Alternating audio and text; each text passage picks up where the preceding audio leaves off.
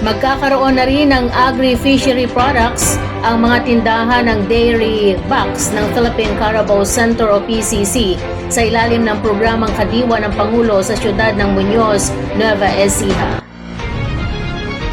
Ayon kay Maria Teresa Sawit, National Carabao Base Enterprise Development Coordinator ng PCC, ang integrasyong ito ay hindi lamang para sa mga magsasakang gumagawa ng produktong gatas, kundi pati na sa mga manggagawa sa iba't ibang sektor ng agrikultura sa bansa.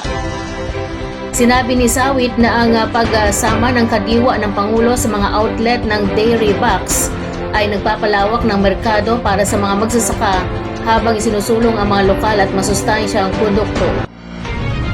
Tinatayang 48 dairy box outlets sa buong bansa ang kalahok sa naturang inisyatibo.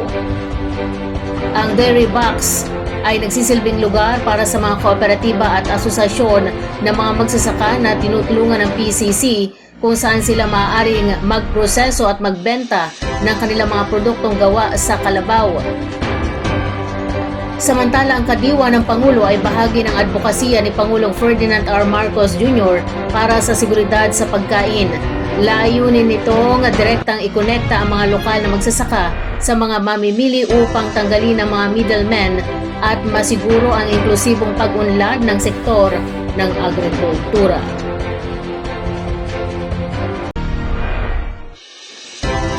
Pagkakataon na ng mga persons deprived of liberty o PDLs sa lungsod ng Cabanatuan na makapag-aral ng kolehiyo matapos pumasok sa isang kasunduan ng Nueva Ecija University of Science and Technology o NEUST at ang Bureau of Jail Management and Penology o BJMP. Ayon kay NEUST President Rodora Hugo, layunin ng programang College Education Behind Bars o CEBB na dalhin ang edukasyon sa loob ng bilangguan at bigyan ng pangalawang pagkakataon ang mga PDL na makapagbagong buhay. Sinabi ni Hugo na binubuksan nila ang pinto ng pagkatuto sa mga nakakulong at higit pa sa kaalaman, iniaalok din umano nila ang dignidad, direksyon at layunin para sa kanilang kinabukasan. Binanggit din niya na naniniwala ang universidad na ang bawat tao ay may kakayahang magbago at muling makapag-ambag sa lipunan anuman ang kanilang nakaraan. Dagdag pa ni BJMP Regional Director Jail Chief Superintendent Paulino Moreno Jr., ang kasunduang nilagdaan kasama ang NEUST ay isang hakbang tungo sa pagkilala sa karapatan ng mga nakakulong na makapag-aral at makapagsimula ng bagong buhay.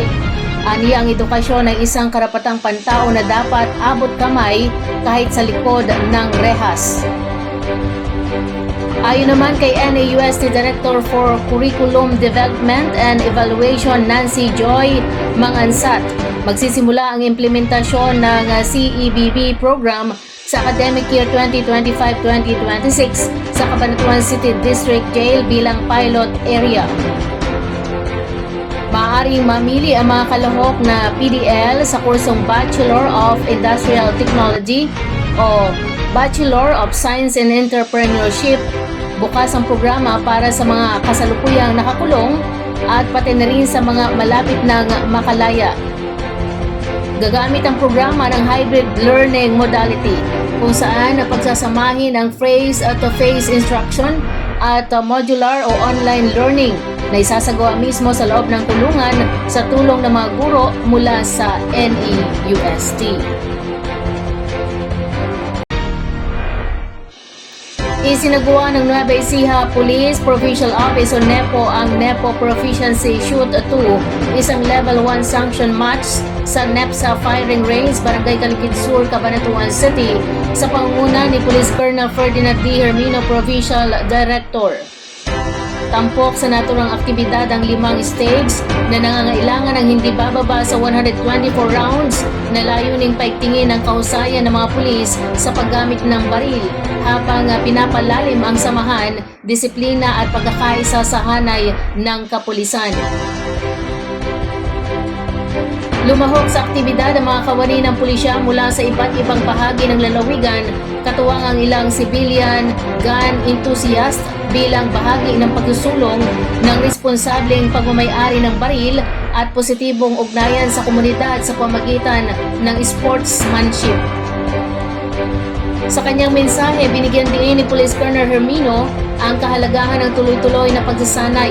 Aniya, ang Shoot a Fest na ito ay napapanahon at tumutugon sa panawagan ni PNP Chief Police General Nicolas D. Torre III na lalo pang paunlarin ng bawat pulis ang kanilang kakayahan sa paghawak at paggamit ng baril.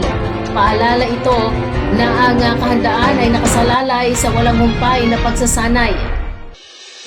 Ang aktibidad ay isa sa mga hakbang ng NEPO upang mapanatili ang kahandaan at profesionalismo ng mga kasapi nito, kasabay ng pagpapaigting ng tiwala ng publiko sa kapulisan sa probinsya.